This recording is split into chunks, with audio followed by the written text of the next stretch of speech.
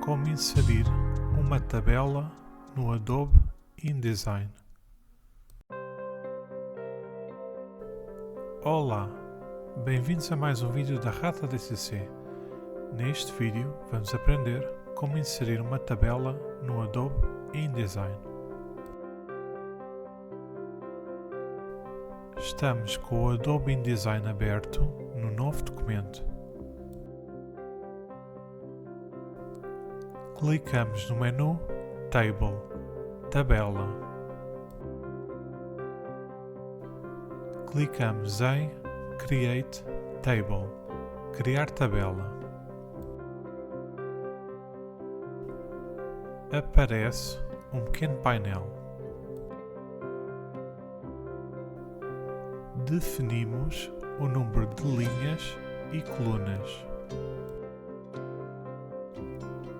Podemos escolher também o estilo da tabela, mas neste momento só temos um estilo básico.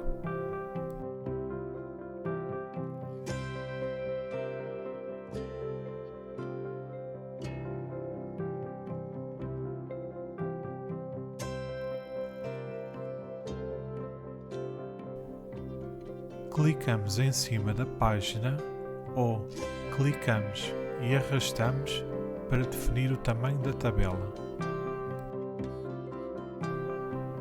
Espero que tenham gostado. Se tiverem dúvidas, coloquem nos comentários.